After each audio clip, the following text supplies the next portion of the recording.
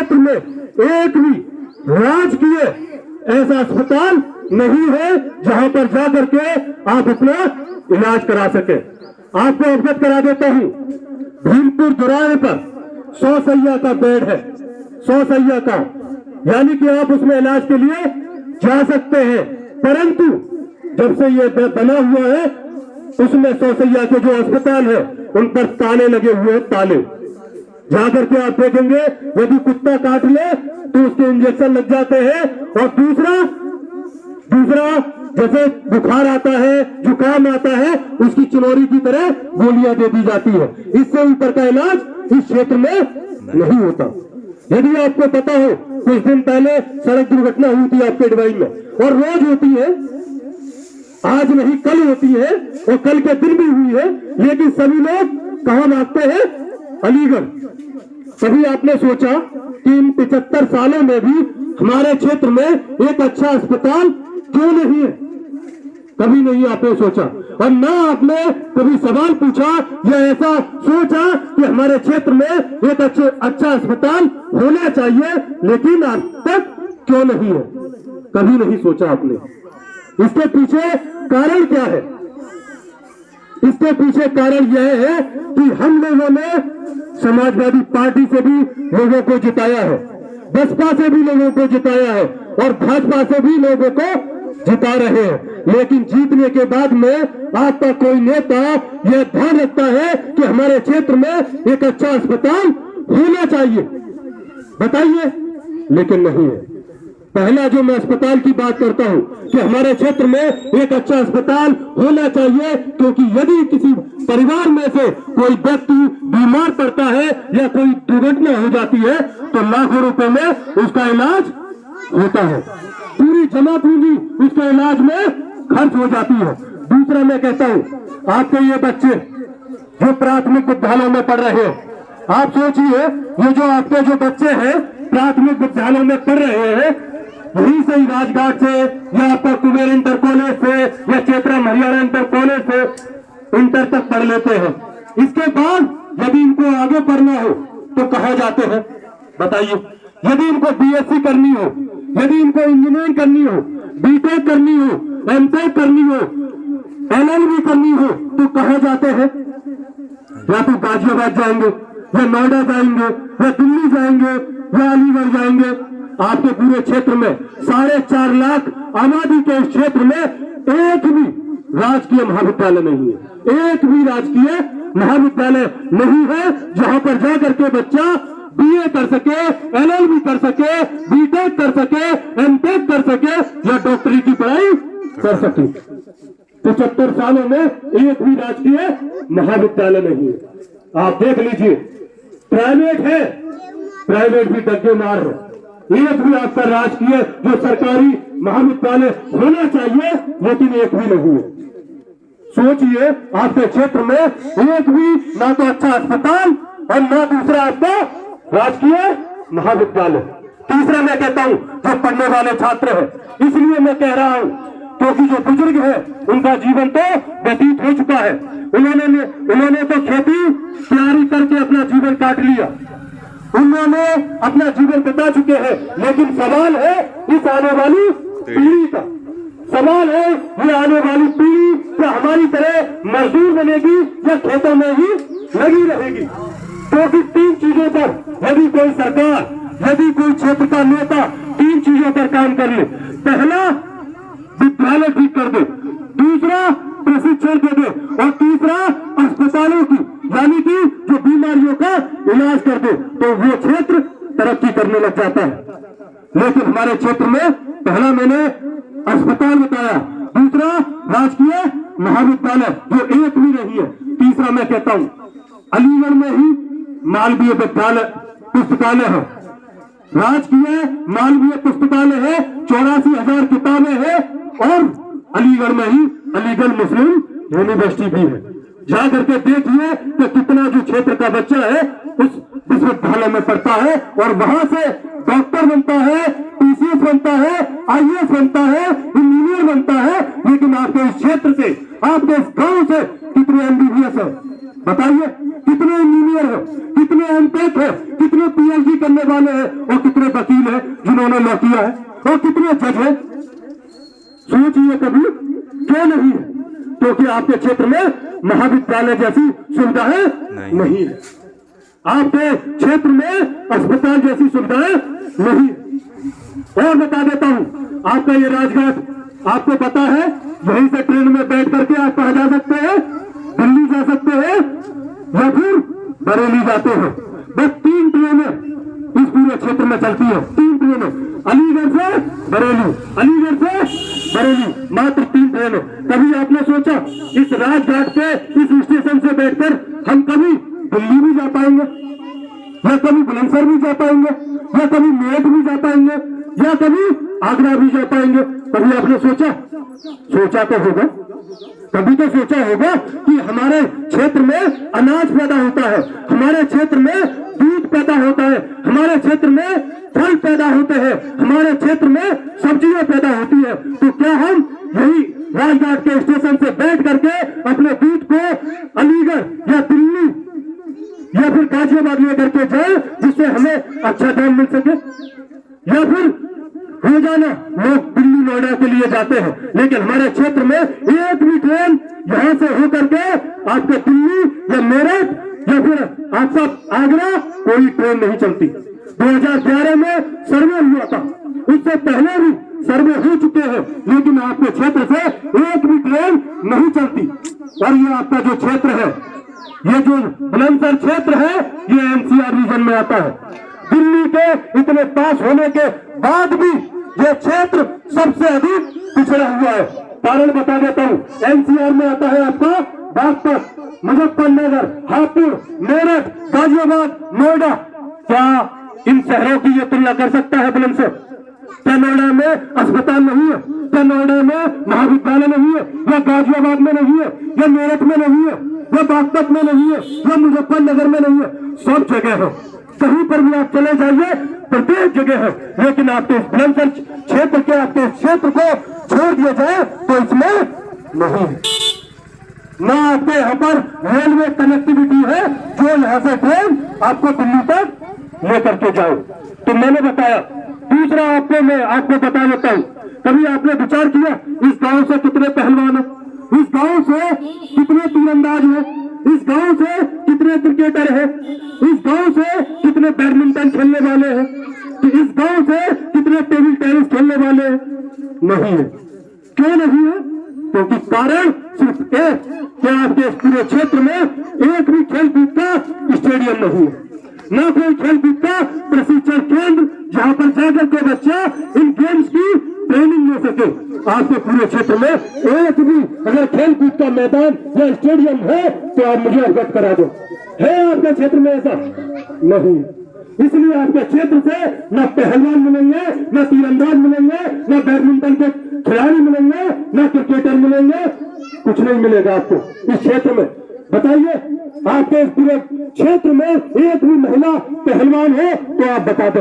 वहीं आप आपके हरियाणा में चले जाइए, घर घर में पहलवान है, घर घर में तीरंदाज है, घर घर में आपका बैडमिंटन खेलने वाला खिलाड़ी है, घर घर में बॉक्सर है। क्यों है? क्योंकि वहां के लोग अच्छे स्टेडियम, अच्छे प्रशिक्षण केंद्र खोले हुए हैं, इसलिए वहां पर पहलवान, तीरंदाज, बैडमिंटन खिलाड़ी, टेबल टेनिस ये सब देखने को मिलेंगे। आपके पूरे क्षेत्र में एक भी खेलकूद का मैदान नहीं। बताइए आप, ये सारी चीजें मैं तब बता रहा हूं जब हमारे देश को आजाद हुए 75 साल हो चुके हैं। 75 साल अमृत महोत्सव भी हम मना चुके हैं। लेकिन मैं पूछना चाहता हूं इस क्षेत्र के लोगों से जिनका जीवन तो आगे से अधिक बीत चुका है, सवाल है इस आने वाली पीढ़ी का। और मैं कहता हूं बड़ी जिम्मेदारी से एक बात कि मैं इस आने वाली पीढ़ी की आंखों में आंखें डालकर ये कह सकता हूं कि मैं कृष्णा राष्ट्रवादी हर गांव, हर चौराहे, हर नुक्कड़ पर जा करके ये बोल रहा था कि हमारे क्षेत्र में ये चीजें होनी चाहिए। लेकिन हमारे क्षेत्र के लोग सोए हुए थे। तो क्या वो लोग इन बच्चों की आंखों में आंखें डालकर ये कह सकते हैं कि हम न तो लड़े, न उठे, न नेताओं से सवाल पूछे? सवाल पूछे, कोई सवाल नहीं पूछता। जब कोई नेता आता है तो उसके चरण वंदना करते हैं, उसके चरणों में झुक जाते हैं, और जब वोट मांगने आता है तो वही नेता आपके पैर छूते हैं, दादी जी राम प्रणाम, बाबा जी प्रणाम। लेकिन जैसे ही जीत जाते हैं तो ये हमारे बाबा जी जाकर के उन्हीं के पैर छूते हैं। जीतने के बाद में कितने प्रत्याशियों ने आपके पैर छुए हैं बताइए? लेकिन जब वोट आता है तो प्रत्येक के पैर छुए जाते हैं, प्रत्येक छोटी छोटी बच्चियों के पैर छुए जाते हैं। तो पैर न छुइए, न छुड़वाइए, बस सवाल ये पूछिए, उनकी आंखों में आके डालकर ये सवाल पूछिए कि आपने हमारे क्षेत्र के विकास के लिए क्या किया, हमारे इन बच्चों के भविष्य के लिए क्या किया। सवाल ये पूछिए आंखों में आके डालकर, ये नहीं कि हमें वो डर जाएंगे। मैं आपके इस गांव में आकर के इतना हिम्मत से बोल रहा हूँ, मैं कहता हूँ शायद मुझसे पहले इस प्रकार कोई ना बोला होगा इन 75 सालों में। ये गारंटी देता हूँ कि ऐसा किसी ने नहीं बोला होगा। यदि बोला होता तो आपके क्षेत्र में ये जो विकास की बातें मैं जो बता रहा हूँ ये होती, नहीं बोला है। और बोलने से ही सब कुछ होता है। आपको पता होगा एक छोटा सा बच्चा जब तक नहीं रोता माँ भी दूध नहीं पिलाती, वो जब तक खेलता रहेगा माँ भी अपना काम करती रहेगी। और जैसे ही बच्चा रोने लग जाता है तो माँ सारे काम छोड़कर उस बच्चे को दूध पिलाती है। इसलिए हमारे क्षेत्र में ये चेतना नहीं है, ये सवाल नहीं है, नहीं होता है अपने विकास के लिए। इसलिए आपके क्षेत्र में ये विकास की चीजें नहीं है। इसलिए ऐसा लगता है इस पूरे क्षेत्र को देखेंगे तो भारत तो आजाद हो चुका है, लेकिन ये क्षेत्र आजाद नहीं हुआ। पहले हमने मुगलों की गुलामी की, उसके बाद अंग्रेजों की गुलामी की, और उसके बाद आज नेताओं की गुलामी कर रहे हैं। नेताओं की, हमारे रिश्तेदार हैं, हमारे ये हैं, गुलामी कर रहे हैं। तो उन्हीं रिश्तेदारों से सवाल पूछिए कि हमारे क्षेत्र में विकास की चीजें करें। मैं पूछना चाहता हूँ इतने लोग खड़े, कौन कौन अपने बच्चों को यहाँ के प्राथमिक जो आपके प्राथमिक स्कूल है कौन कौन पढ़ाना चाहता है बताइए? मजबूरी में हो तो कितने लोग ऐसे हैं जो अपने बच्चों को यहाँ के प्राइमरी स्कूलों में पढ़ाना चाहते हैं? 300 के करीब गांव है इस विधानसभा में, 300 के करीब गांव, और 300 ही आप स्कूल मानिए, 300 स्कूल। तो क्या इन 300 स्कूलों की हालत आज तक नहीं सुधरी? सोचिए कि कितने लोग, बताइए कितने लोग प्राइमरी स्कूल में अपने बच्चों को पढ़ाना चाहते हैं? यदि प्राइमरी में नहीं पढ़ाएंगे तो कहाँ पढ़ाते हैं? प्राइवेट में। उसकी फीस कितनी है जानते हैं? यदि ये कॉन्वेंट स्कूल में जो आपका प्राइवेट है उसमें यदि पढ़ाने जाए अपने बच्चों को तो कम से कम एक साल की फीस 1 लाख रुपए, और कई स्कूल ऐसे हैं जिनके महीने की फीस 1-1 लाख रुपए है। और सोचिए एक ये बच्चा कॉन्वेंट स्कूल में पढ़ रहा है जिसकी फीस 1 लाख रुपए है, और यही बच्चा प्राइमरी स्कूल में पढ़ रहा है। तो मुझे बताइए उस बच्चे की यह तुलना कर पाएगा? कभी नहीं कर पाएगा। उस कॉन्वेंट स्कूल का 5वीं क्लास का बच्चा और हमारे इन स्कूलों में पढ़ने वाला 12वीं क्लास का बच्चा उसकी तुलना नहीं कर सकता। शिक्षा का स्तर इस प्रकार गिरा हुआ है। तो आप सवाल पूछिए, क्योंकि कुछ गांव में जाता हूँ, लोग कहते हैं लोग जुआ खेल रहे हैं, बच्चे शराब पी रहे हैं, तंबाकू खा रहे हैं, इधर उधर लोटपोट कर रहे हैं। तो बताइए इसके पीछे कारण क्या है? कारण सिर्फ क्या है? अशिक्षा। जिसने शिक्षा प्राप्त की वो कितने नालियों में पड़े हुए हैं, वो कितने जुआ खेल रहे हैं, कितने दारू पी रहे हैं, सिर्फ शिक्षा। और जापान, एक जापान देश भी है जो विकसित है, और उसके पीछे कारण क्या है? कारण सिर्फ 3 चीजें उन्होंने की। अपने लोगों को अच्छी शिक्षा दी, अपने लोगों को प्रशिक्षण दिया, और अपने लोगों को इलाज की सुविधाएं दी। 3 चीजें दी, जापान विकसित हो गया। और हमारा देश, और देश की बात करें और इस क्षेत्र की बात करें, अपने लोगों को ना तो स्वास्थ्य दे सका, ना अच्छी शिक्षा दे सका, ना एक प्रशिक्षण दे सका। और बात कर रहा हूं एक और बात, आपके क्षेत्र के ये जो लोग हैं इनके लिए कहीं पर भी इस पूरे क्षेत्र में रोजगार की व्यवस्था है? कोई फैक्ट्री, कोई इंडस्ट्री है इस क्षेत्र में? नहीं है। जबकि आप गुड़गांव, आप हरियाणा, आपको गाजियाबाद, मेरठ में चले जाइए, छोटी छोटी फैक्ट्रियां, इंडस्ट्री है जहां पर लोग काम कर सकते हैं। लेकिन हमारे क्षेत्र के लोग, आप बता दीजिए, किसी को भी यदि रोजगार मिलता तो गांव गांव में इतनी भीड़ देखने को न मिलती। इसलिए आप विचार कीजिए, जो बातें मैंने आपके समक्ष रखी है उन पर एक बार मनन कीजिए। यदि आपको लगता है कि आपके क्षेत्र में एक अस्पताल, एक राजकीय महाविद्यालय, एक खेलकूद का मैदान, एक रोजगार के लिए और एक आपका रेल की कनेक्टिविटी, अच्छी सड़कें होनी चाहिए, स्कूलों की अच्छी व्यवस्था होनी चाहिए, तो एक बार मनन कीजिए, एक बार विचार कीजिए। और मैं अंतिम बात पूछना चाहता हूँ, लगातार मैं इसी प्रकार आवाज उठाता रहूं, यदि मैं इसी प्रकार आवाज उठाता रहूं तो आप मेरा साथ देंगे? एक बार हाथ उठा के बताइए, साथ देंगे? साथ देंगे? एक बार जोर से बोलो, भारत माता की जय, भारत माता की जय, भारत माता की जय। दो दिन दूर नहीं, दो दिन दूर नहीं, हमारे क्षेत्र में एक अच्छा अस्पताल, एक अच्छा महाविद्यालय, एक अच्छा पुस्तकालय, खेलकूद का मैदान, रोजगार, ये सब कुछ होगा यदि हम सवाल पूछेंगे।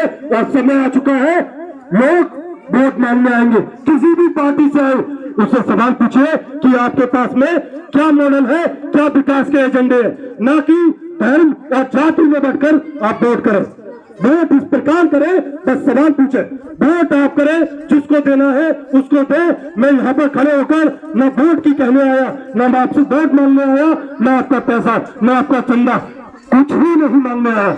मैं बस आपसे यही कहना आया हूँ कि आप सचेत होइए, जागरूक होइए और सवाल पूछिए। बस एक सवाल जरूर पूछिए अपने नेताओं से कि जब वो आए तो आपने हमारे क्षेत्र के विकास के लिए क्या किया, सिर्फ एक सवाल। और आपने मुझे अपने प्यार और सम्मान से सुना, इसके लिए बहुत बहुत धन्यवाद। जय हिंद।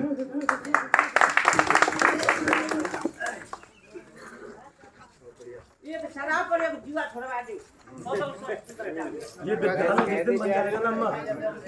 शराब छूट जाएगी।